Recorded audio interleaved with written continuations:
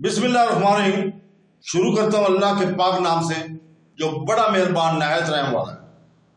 دیکھتی آنکھوں سنتے کانوں کو السلام علیکم بہنوں بھائیوں اور بزرگوں۔ آج اس اسلامی معلوماتی اور تعلیمی ویڈیو میں ہم معروف صراط الجنان سے ماخوذ سورہ انعام کی آیت نمبر 79 کی تفسیر بیان کر رہے ہیں۔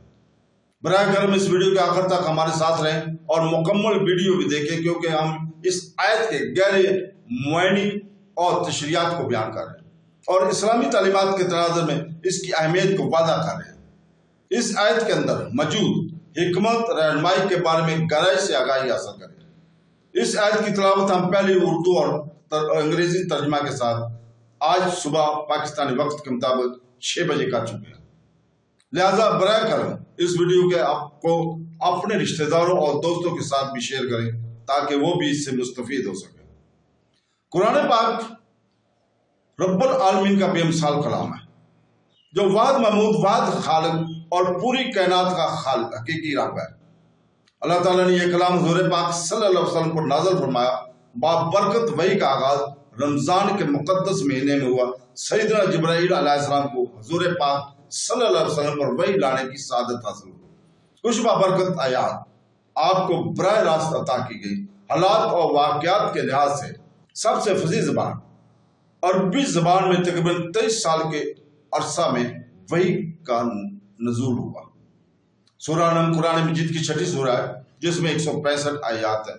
سورہ انعام کے فوائد میں معافی اور خوش قسمتی شامل ہے۔ سورہ انعام کا نام اس کی 15 آیت سے لیا گیا ہے جو 136 سے شروع ہو کر 150 پر ختم ہوتی ہے۔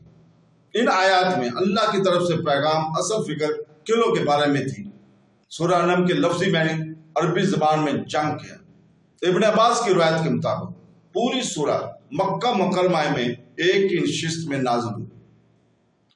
اسماء جو کہ یزید کی بیٹی اور حضرت معاذ بن جبل کی چچا زاد بہن تھی، وہ کہتی ہیں کہ اس سورت کے نزول کے وقت حضور پاک صلی اللہ علیہ وسلم اونٹنی پر سوار تھے اور میں نے اس اونٹنی کے ناک کی رسی پکڑی ہوئی تھی، مہار پکڑی ہوئی تھی۔ نزول کے وقت 70,000 کے قریب فرشتے اس سورت کے ساتھ اللہ کی تسبیح کرتے ہوئے آئے تھے۔ یہ سورہ انعام کے فوائد کا صرف آغاز ہے۔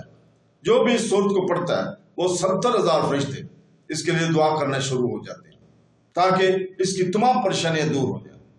اللہ تعالیٰ سورہ انعام کی آیت نمبر 79 میں فرماتا ہے، جس کا ترجمہ ہے، میں نے ہر باطل سے جدا ہو کر اپنا منہ اس کی طرف کیا جس نے آسمان اور زمین بنایا اور میں مشرکوں میں سے نہیں۔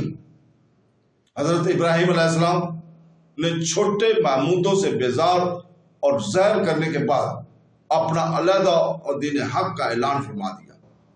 چنانچہ فرمایا کہ میں نے ہر باطل سے جدا ہو کر اپنا منہ اس اللہ تعالیٰ کی بارگاہ کی طرف کیا جس نے آسمان اور زمین بنائے اور میں مشرکوں میں سے نہیں، یعنی اسلام کے سوا باقی تمام ایمان سے جدا راہ اور اللہ تعالیٰ کے سامنے جھکنے والا ہوں۔ اس آیات میں حضرت ابراہیم علیہ السلام نے خود کو حنیف فرمایا۔ حنیف کے معنی ہے تمام چھوٹے دینیوں سے نصاف اور ہر باطل سے جدا۔ دین حق کے استحکام کی صورت میں اس سے معلوم ہوا کہ دین حق کا قیام اور استحکام جب بھی ہو سکتا ہے جبکہ تمام باطل دینوں سے بیزاری اور دین حق پر پختگی ہو۔ دین کے معاملے میں پپلے پن کا مظاہرہ کرنے، سب کو اپنی اپنی جگہ درست ماننے اور سب مذہب سے اتفاق اور اتحاد پیدا کرنے کی کوشش کرنے سے دین حق کا استحکام ممکن نہیں۔ حضور پاک صلی اللہ علیہ وسلم نماز شروع کرنے سے پہلے ایک وظیفہ پڑھا کرتے تھے۔ اس کے بارے میں حضرت علی مرتضیٰ کرم اللہ وجہ فرماتے ہیں، تاجدار رسالت صلی اللہ علیہ وسلم جب نماز شروع کرنے کے لیے کھڑے ہوتے تو یہ دعا پڑھتے تھے جس کا ترجمہ ہے، میں نے ہر باطل سے جدا ہو کر اپنا منہ اس کی طرف کیا جس نے آسمان اور زمین بنائے اور میں مشرکوں میں سے نہیں۔ بے شک میری نماز اور میری قربانیاں اور میرا جینا اور مرنا سب اللہ کے لیے ہے جو ہمارے سارے جہانوں کا رب ہے، اس کا کوئی شریک نہیں، اس کا مجھے حکم دیا گیا ہے اور میں مسلمان ہوں۔ تو دوستو، اللہ تعالیٰ سے دعا ہے کہ ہمیں قرآن مجید ترجمے اور تفسیر کے ساتھ پڑھنے اور اللہ تعالیٰ کے احکامات اور سنت رسول پر عمل کرنے کی توفیق عطا فرمائے۔ آمین ثم آمین۔ اللہ حافظ۔